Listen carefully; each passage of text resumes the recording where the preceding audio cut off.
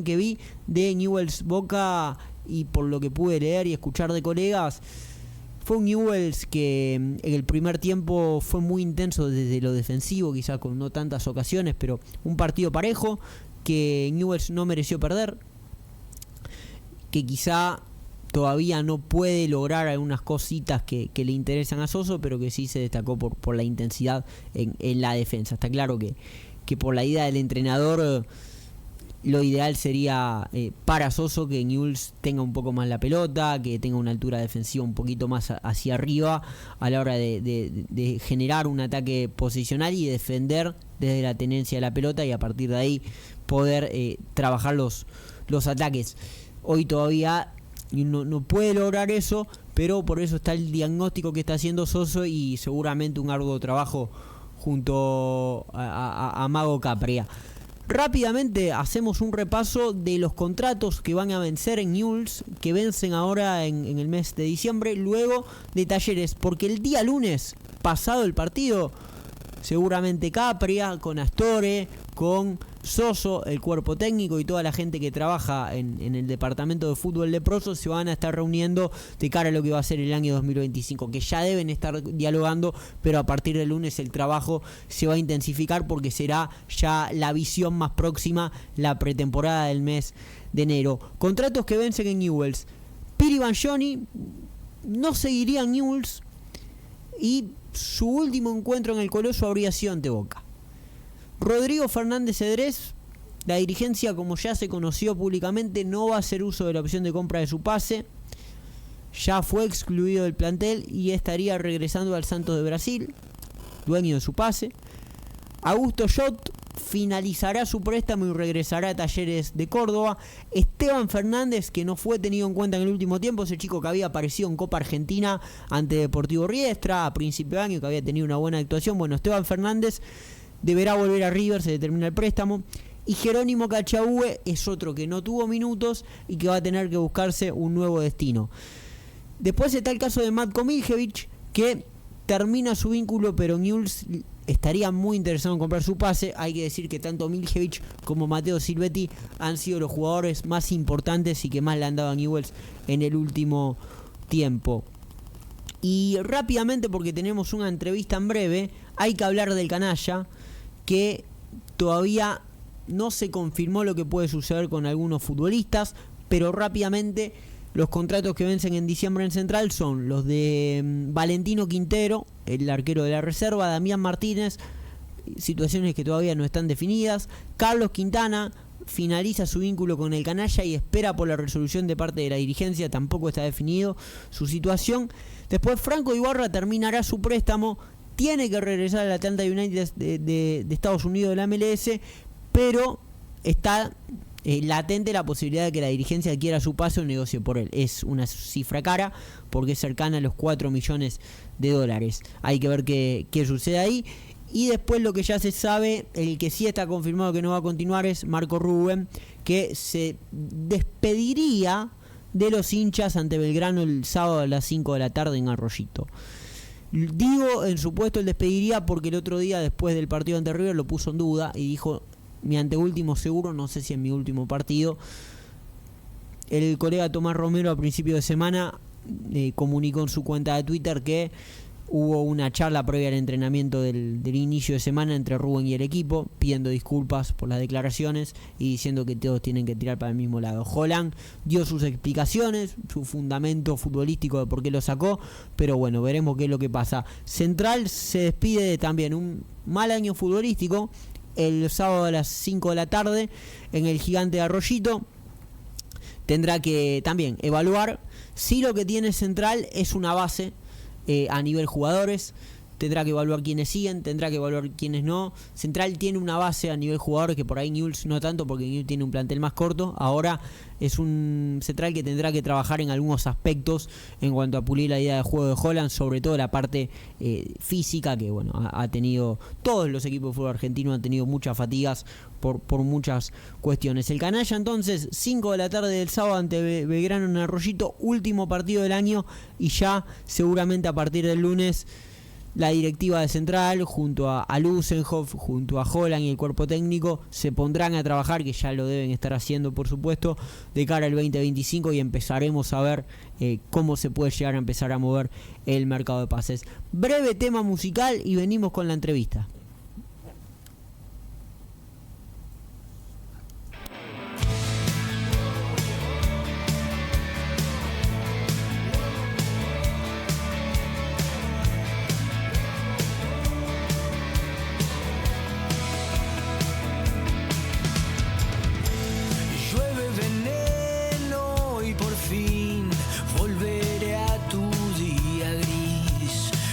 Encanto de sentir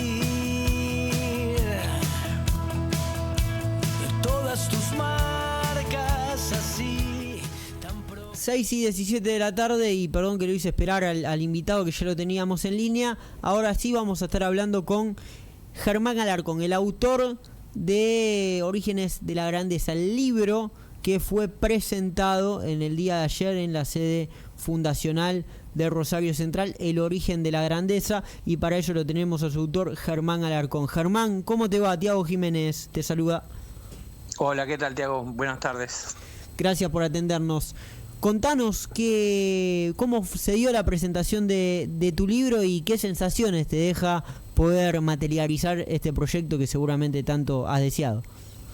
Bueno, la presentación, estuvo, la verdad que superó las expectativas. Yo pensé que no era por ahí un tema que interesara mucho, el tema de los primeros años de Central, pero bueno, la verdad que fue más gente de lo que se esperaba. Se dio una linda charla también entre los exponentes, había 3 personas que me acompañaban y la gente que empezó a preguntar, que estuvo interesada por el tema, así que fue una tarde muy, muy linda.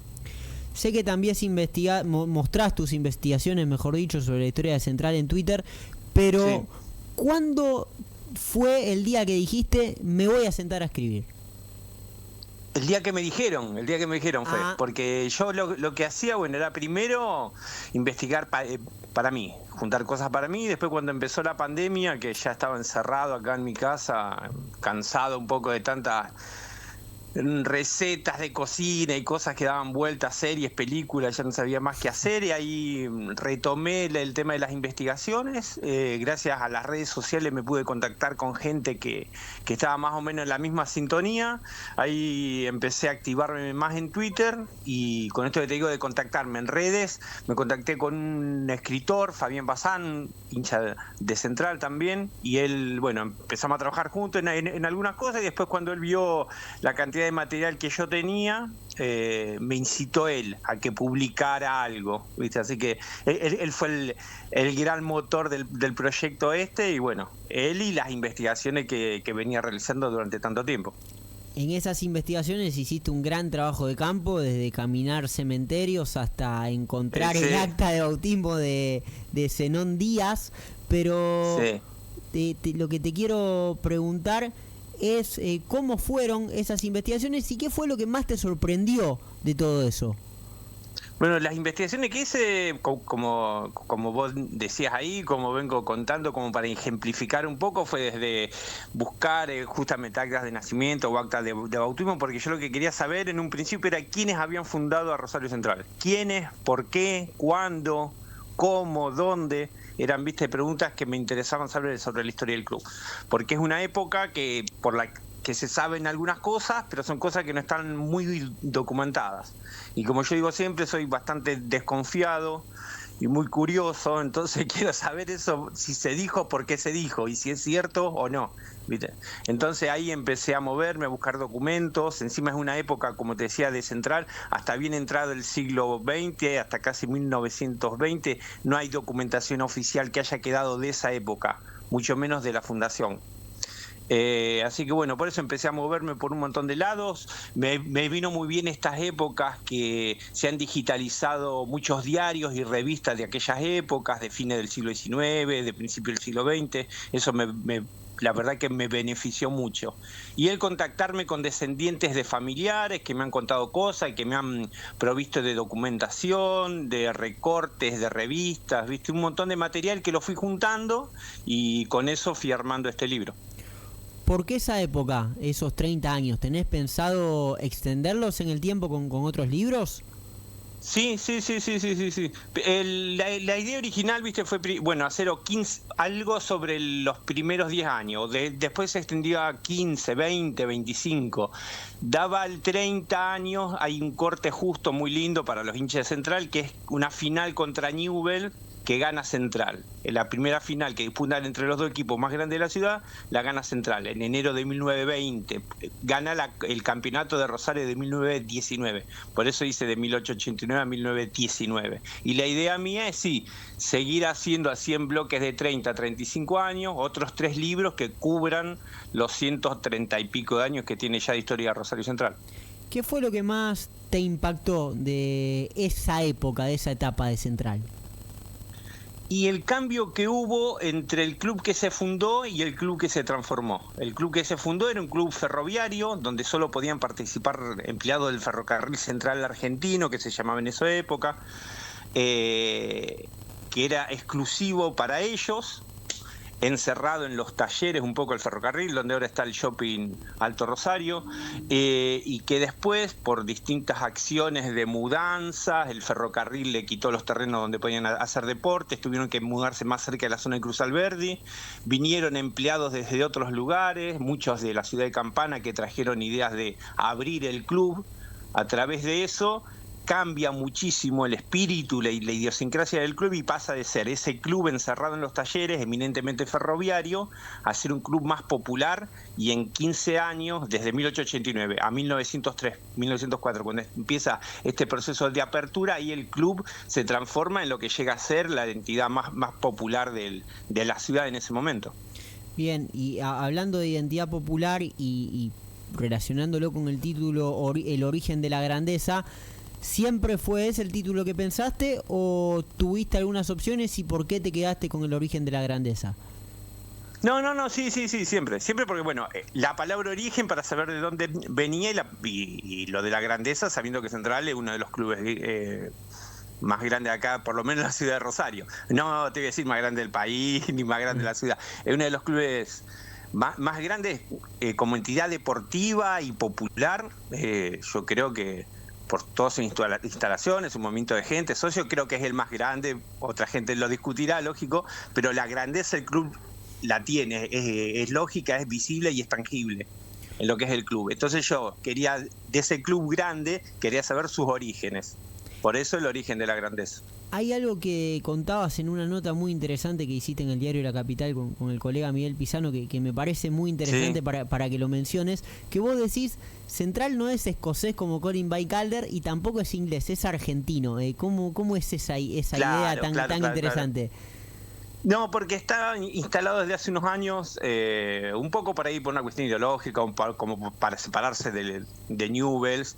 Se le dio mucha importancia al hecho de que el primer presidente de Central era escocés. Se descubrió que era escocés, entonces ahí se le empezó a dar como una impronta escocesa, y hay muchos que hasta se arriesgaron a hablar de orígenes escoceses, y hubo banderas escocesas en la cancha de Central.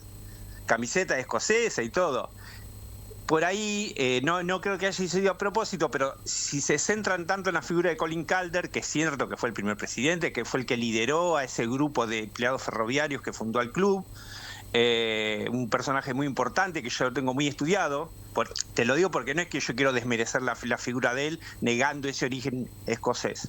Yo no le quiero dar al club la entidad o un origen de una determinada nacionalidad, porque no era un club que para ser partícipe o socio del club tenías que ser de una nacionalidad.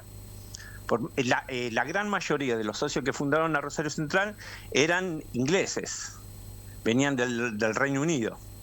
Y estaba Colin Calder, que era para así decirlo, su líder, quien después fue nombrado presidente, que era escocés.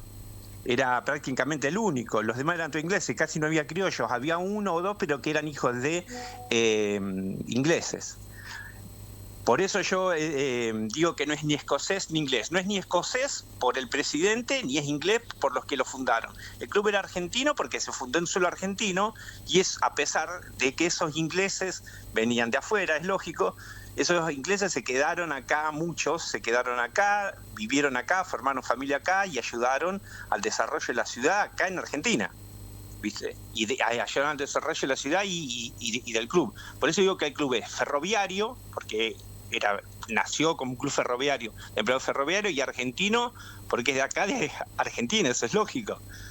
Yo no te vuelvo a repetir, yo no le puedo dar a un club una determinada nacionalidad porque no era algo primordial para entrar al club. No es que había que ser escocés o inglés para entrar al club. Yo doy el ejemplo, el primer criollo que yo encontré en el año 1896, uno de apellido Leunda, hijo de español, y de una italiana, era capitán del equipo de cricket en esos primeros años. Una función muy importante en el club.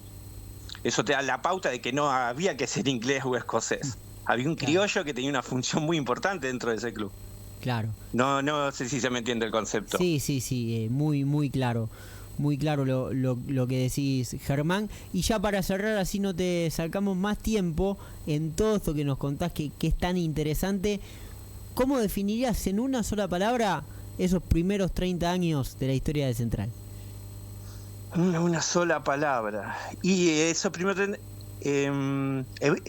sí, te diría la palabra evolución. Bien, qué lindo. Por lo que yo te decía antes de cómo se transforma o cómo evoluciona el club a un club exclusivo, ferroviario, y evoluciona y pasa a ser en poco tiempo lo que... no te lo digo por hincha de Central, por termo, es lo que encontré y lo que leía en los diarios de la época, pasa a ser la entidad más popular. No digo que otros clubes no sean populares, Central pasa a ser en poco tiempo la entidad más popular de la ciudad de Rosario. Por eso yo creo que a esos primeros 30 años le cabe muy bien la palabra evolución. Bien, la palabra evolución, que seguramente, sin duda, que si llegan otras obras va a seguir siendo esa la palabra. Mira, justamente lo estoy pensando. El segundo libro, que ya estoy por la mitad, que va de 1920 a 1955, el título que creo que le va a ir justo va a ser Sacrificio y Evolución. Bien. Porque en esos años de 1920 a 1955 fue una época complicada en el tema político y se evoluciona porque se saca de encima el control que tenía el ferrocarril sobre el club. Si el club se independiza del ferrocarril en 1925 y ahí ya puede progresar y despegar sin tener que tener el control de la empresa ferroviaria. Germán, te agradecemos por el contacto, te mandamos un gran abrazo, gracias por tu tiempo y esperamos gracias a ustedes. Tenerte pronto con el segundo libro. Sí, ojalá. Abrazo grande. Abrazo por ustedes y muchísimas gracias por llamar. A vos. Ahí pasó Germán Alarcón, autor de El origen de la grandeza, libro sobre los primeros 30 años de historia de Rosario Central, que fue presentado ayer en la sede fundacional.